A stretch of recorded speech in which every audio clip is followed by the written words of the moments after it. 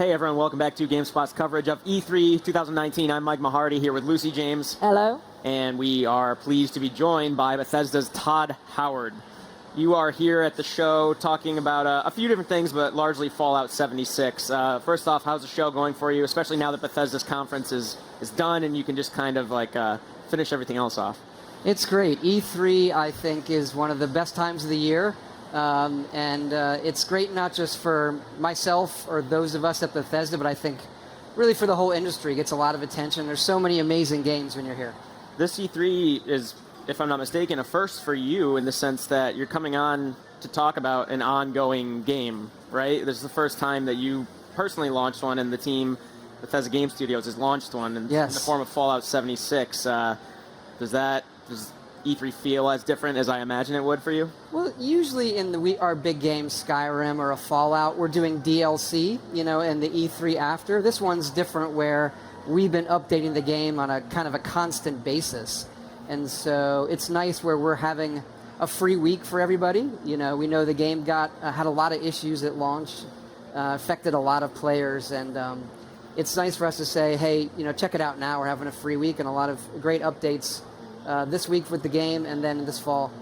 Sorry. No, go. I mean, to piggyback off that on the launch of Fallout 76, and recently in interviews, you've been very candid about, the reception and what you're all working on to kind of improve the experience for players.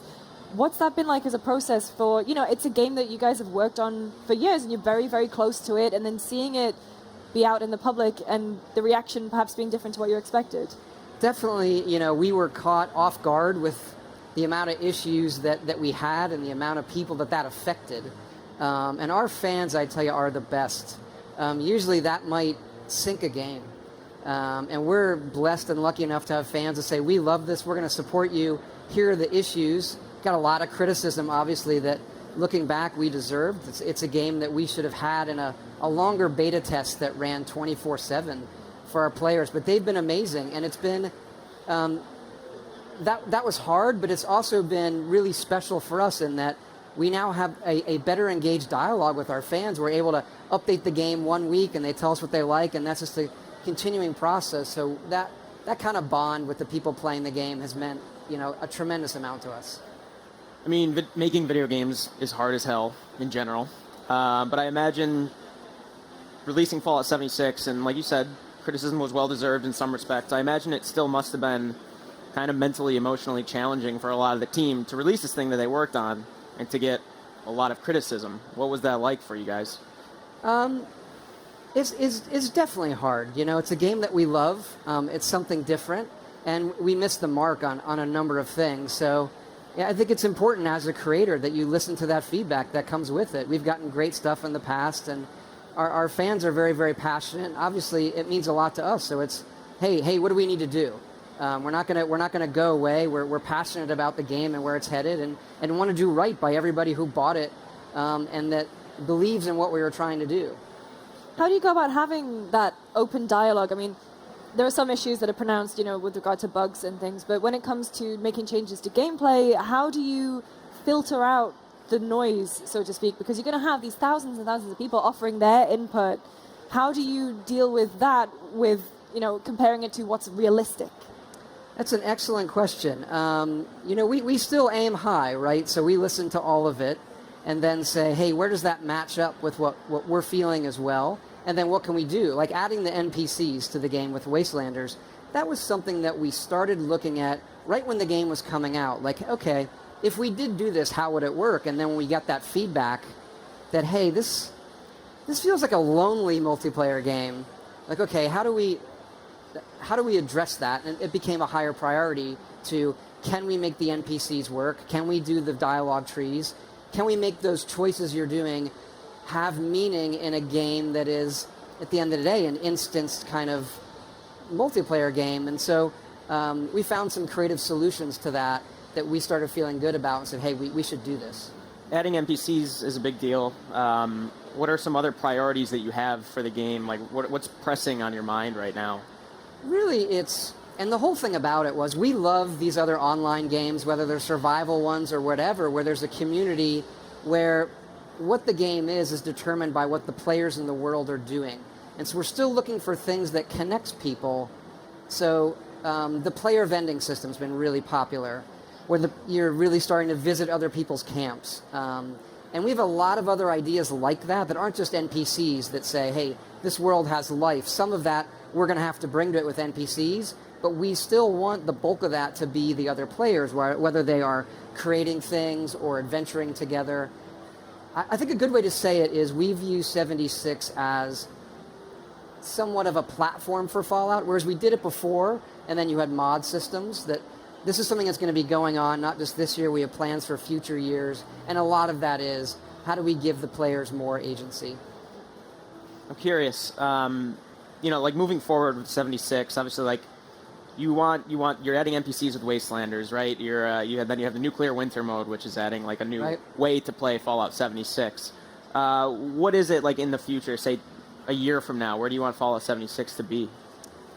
Well, I think we're adding these things that give it a full-fledged, more ways people can play and engage with it. I think long-term for us, and it's a ways out, is still servers that are private, that you can mod. For us, the modding community is huge. It's been huge for Skyrim and Fallout 4. I think we just announced crossed 1 billion downloads of mods, which is just, is that a real number? It's incredible. So, when it comes to looking ahead, and I think in terms of your pipeline as a game director, last year you kind of revealed, Elder Scrolls 6, Starfield. How do you go from one project to another? How do you know when it's time to kind of let the reins go on Fallout 76 a little bit to actually move on? I mean, my job has changed somewhat now that we've scaled up. We have the 4 studios. We're 400 people, whereas we used to just be just over 100 in Rockville, where I am. And so some of them, it depends on the week, that I act as executive producer. And then a game like Starfield is one that right now, when it starts, and then even now I'm more heavily involved in on a day-to-day basis. That's a very, very new thing, and we have a lot of people that have been doing this for a while, and so particularly with 76, Nuclear Winter was done by a group in several studios we had, a bunch of people in Dallas and Austin, other places, and so my job is to support them, and we all work together. There are some of these subsets. I read really interesting stories about these communities that have popped up in Fallout 76. I think my favorite recently, I forget who wrote it. I think it might have been on Kotaku, but it was about this group of cannibals in the game that they have this community that if you become a cannibal, they help. I saw that headline. I started reading. I was like, which way is this story going to go? Yeah, they could have ended funny, terribly. Good? Yeah. Sorry, is it bad, good, funny, or is it bad, disturbing, bad? Yeah, and that's. To me, that was the dream when I first heard of the idea of Fallout 76. It is a game, a platform I could go into and create those worlds with people that I kind of had to just create on my own in Fallout 3 and Fallout 4. Right.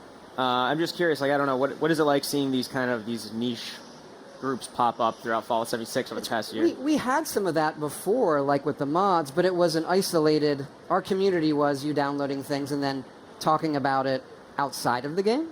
So it's been great for us where people can finally do those activities inside of the game.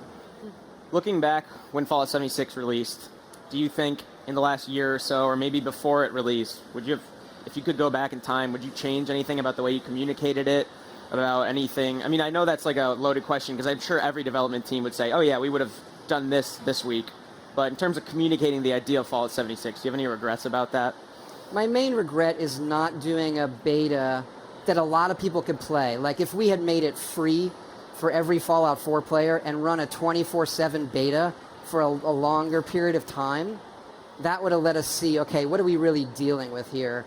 The betas we did were concentrated because we were worried about peak concurrency, so we got those issues solved, but didn't get a good look at how does the game really behave at scale 24/7.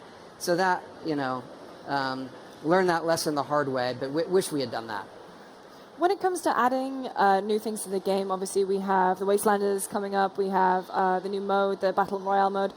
I mean, how do you kind of determine what is going to get lumped together into one big sort of expansion-esque rather than by a little patch bit by bit? Well, Wastelanders, it's the workload in terms of, how long that content's going to take to create. Nuclear Winter, the Battle Royale mode we had started a while ago. Like, hey, how do we handle PvP? What's a good PvP mode for our game that people would enjoy? And we tried some things. And then we knew, hey, let's release it at E3 and make it a free week. That's where, okay, that'll help everybody jump in. It's doing amazing. The team is so excited to see, because you worry a little bit, are people going to kind of be cynical about a Battle Royale? But the feedback has been incredible. How has the workflow changed within Bethesda Game Studios, going from, previous games that used to just, you release and then maybe you do a big DLC 6 months later, a year later? How has the workflow changed, and what have you kind of learned from that in the transition to this game that you're trying to make a platform? Our team in Austin, who is amazing, Doug Mellencamp, Chris Meyer, all the people there, they started MMOs, with Ultima Online and other things in Star Wars, and they know that world really well, which is why we wanted to work with them. And so they've been incredible at this cadence of updating and doing all of that. So it comes with scale.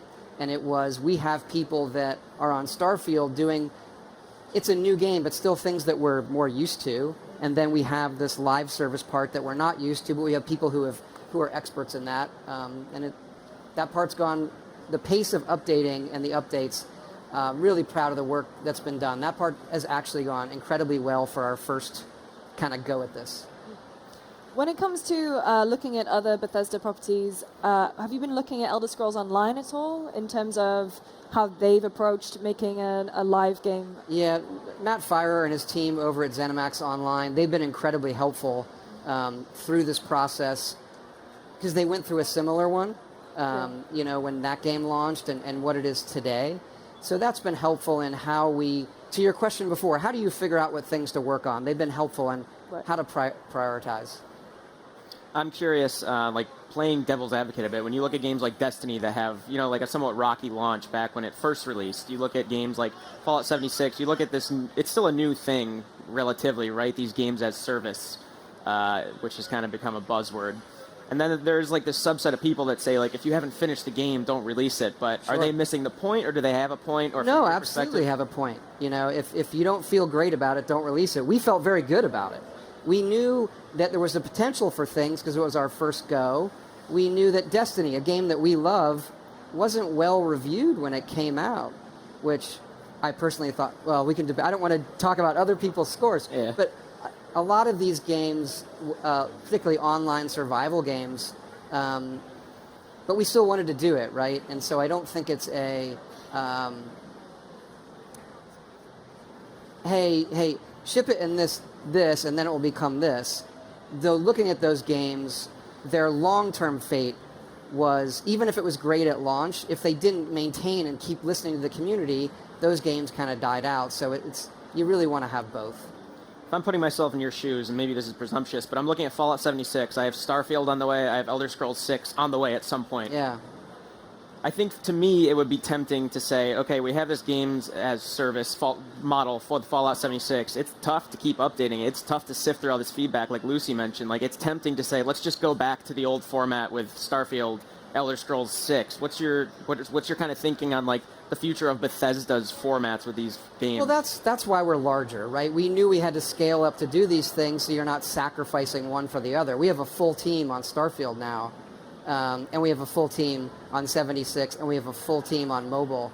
And one of the benefits with having a large, some more scale is when one of the projects needs more staff, we have that luxury. So when 76 is kind of in its real, hey, we need some more people to shore some things up last year, then we were able to move resources around. So it's kind of the best of both worlds, but we don't want to, we're only really picking one over the other when it's about to come out or when there are key issues. And we can take longer. Something like Starfield, it's been 3.5 years we've been on that. And so it kind of starts slow, it gets more people, and then they need to move some here. And now it really is a full team on that game. So with the full team being on that game, I'm just curious, I imagine you're probably going to be very tight-lipped about what you can and can't say about it, but when you come to approach designing a game like that, you have all this experience in fantasy and all this experience in, post-apocalyptic, and then you're approaching something that's sci-fi, but also with essences of something completely new. What are you drawing from for Starfield? Well, that's a loaded question. Other than, there'll be a time we talk about that. But actually, it's a fair one. In that there's a lot of science fiction. There's less in games, actually. It's more in movies and television. And for us, that's a world and IP and game we've thought about for a decade. It's our first new IP in 25 years. And our goal is that it has its uniqueness where it stands up with Fallout and Elder Scrolls and Starfield, that it's its own thing. And we spend a lot of time on tone, not just game flow, but how does it feel? So you look at it and you say, that's Starfield versus Star Trek or Star Wars or whatever. Okay, so unfortunately, I think I have time for one last question. I do want to ask you, so you say if you could go back in time, you would have done a 24/7 beta, would have allowed you some more flexibility going into the release, right? Is there any sense... I would say, and made access to that very, very easy for people. If they own Fallout 4, etc. You have to buy it because then you're not going to get enough. Right. Yeah. Is there any sense... I know, like, based on what you were saying at the conference, like, it feels like from within the team, year 2 is like a turning point. I don't know if it's morbid or binary to say it's a do or die moment for Fallout 76, because there are these vibrant communities within the game, but do you feel as if this is the moment where it could go one of two ways? That is a little morbid. I think the Wild Appalachia update we did in the spring, that was a cadence over several months of this was content we were dropping, and that's where we saw the game start to turn, where, hey, the player base is really loving what we're doing, and we're getting in a faster cadence with some meteor updates. So after seeing how that went, we're big believers. Awesome. Well, Todd, thank you so much for coming on. Thanks for having me. Yeah, I appreciate you being so candid. It's great, and I love these questions, and it's good to talk about it. Well, good luck with everything moving forward. Everybody, if you're watching here in person or you are at home, we are going to be right back shortly with Ghost Recon Breakpoint, so don't go anywhere.